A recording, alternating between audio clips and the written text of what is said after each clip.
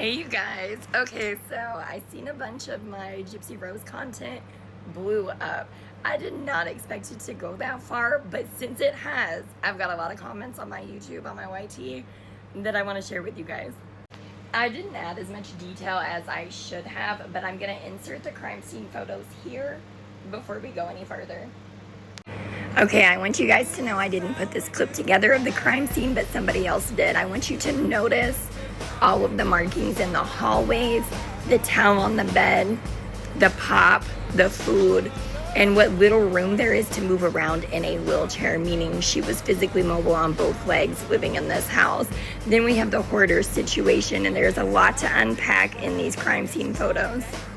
The year of 2024 is the year of awakening, and it seems like the world is awakening to Gypsy Rose Manson, and it has been inspired and sparked by her memoir that is really corn, and she dedicated it to her daughter.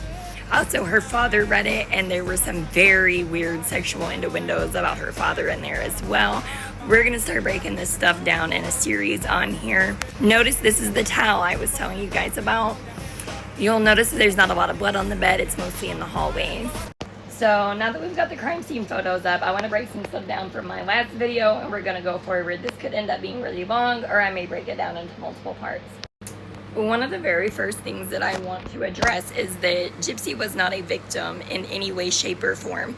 She was not physically abused, and she did not have any surgeries that were not medically necessary. Gypsy has a chromosome disorder, and the feeding tubes and the surgeries and things of that nature that she had were necessary. With that being said, Dee Dee Blanchard was 100% dependent upon her daughter Gypsy for her care at the time of her passing. Dee Dee was on an extensive amount of prescribed medication as well as over-the-counter medication. You guys will see in the crime scene photos in the cabinets, you will see that most of those medications are over-the-counter. Almost all of them have Dee Dee's name on them, not Gypsy's. And then at the time of her death, in her autopsy and with the toxicology report, Dee Dee had no drugs or prescription medications in her system. You will see in Gypsy's interview with Caitlin Lowry that she admits many times, not just on Caitlin's show, that she stole her mother's prescription painkillers, Xanax, Valium, uppers, downers, mixed them, whatever, and she quite literally with her own mouth admits to stealing them and abusing them. Of course, in one of her other interviews, she states that she doesn't feel like those drugs affected her brain, her mentality, or where she was at in life that day. This was not the first attempt made on Dee Dee Blanchard's life. A year prior, her daughter Gypsy held a gun to her and pulled the trigger. Gypsy was not aware that this was a BB gun. However, Dee Dee did end up having to go to the hospital, and she filed this under a mugging to protect her daughter. Gypsy was caught by her mother sleeping around with married men while living in her home. That was about the most abuse she ever suffered. Her mother did not support her committing adultery with a married man. Autopsies show that Dee Dee had ligature marks on her wrists, on her ankles, her nose was broke. Gypsy's fist, her knuckles right here when you close your fist, were blue.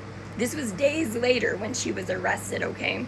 Not only were her hands blue, but her fingers were so swollen that she could barely close them in some of those interviews. She also had a chipped nail on her ring finger and several other indications that Dee Dee was fighting back. The lack of blood on the bed lets me know that the majority of this attack actually happened in the hallway where all the blood is.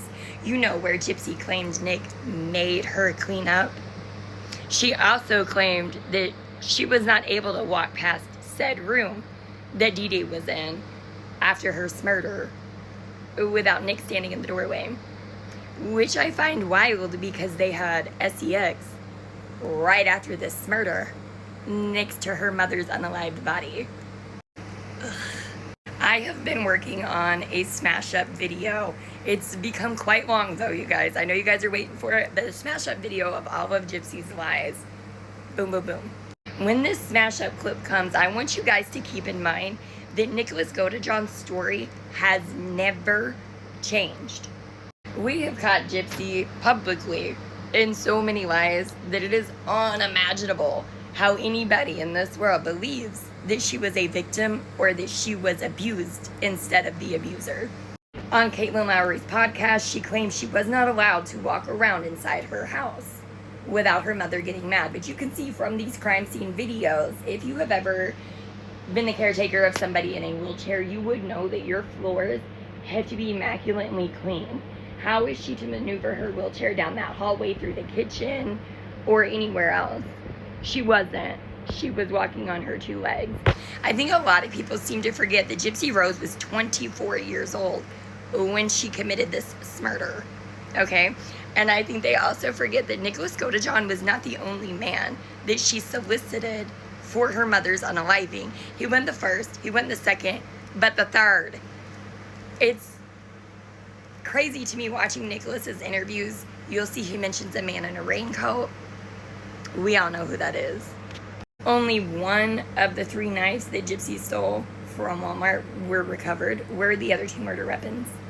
Gypsy conned a disabled man with a low IQ, drawing a permanent disability check to unalive her mother, and she coached him for 2.5 years.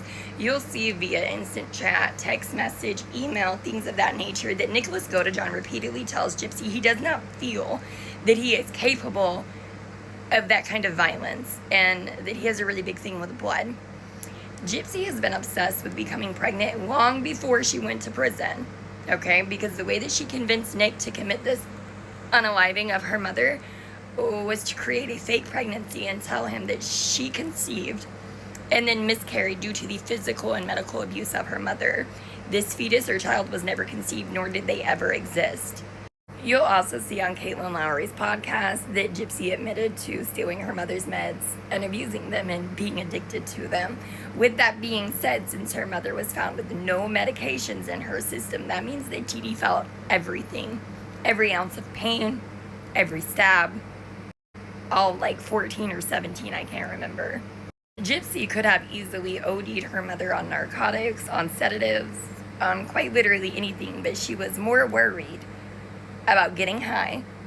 She set Nicholas Godejohn up, premeditatedly, I might add, which is why she only bought 1 ticket for her and Dan to run away.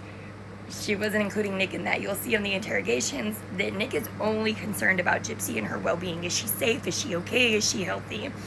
But you will see in Gypsy's interrogation the mastered amount of manipulation, popping her dentures out, the baby voice, and the first thing she does is accuse Nick of being violent. For those of you that don't know, when she left Ryan, she accused him of the same thing. Now that things aren't really just betting the way she thought they would with Ken, now Ken is so emotionally abusive. Have you noticed that she is always the victim? And isn't it just like a narcissist to steal other victims' stories and publish them as their own to control the public dynamic? Gypsy has had an obsession with true crime most of her childhood. You know, things she wasn't allowed to watch, but most certainly was. Yeah, just like she wasn't allowed to be with Nick, but there's a picture of them at the movie theater with her mother. Yeah, all those things that weren't allowed. And you'll notice in the interrogation and in some of her interviews afterwards, this woman has plagiarized other survivors and victims' stories word for word. Okay, this one's getting pretty long. It's about 10 minutes. We're going to get into some other scenes. I'm going to work on the smash up video. I'm going to put some more evidence in here and we're going to go through it. But if you guys got anything you want to add it here in the comments. I've been going through them. I've got about 100 on this one video on YT. And you guys make some great points. Had I known that it was going to go that far, I would have been more detailed. We're going to call this the unraveling of Gypsy Rose Part 1. Okay, so you're going to look for the unraveling of Gypsy Rose Part 2 soon.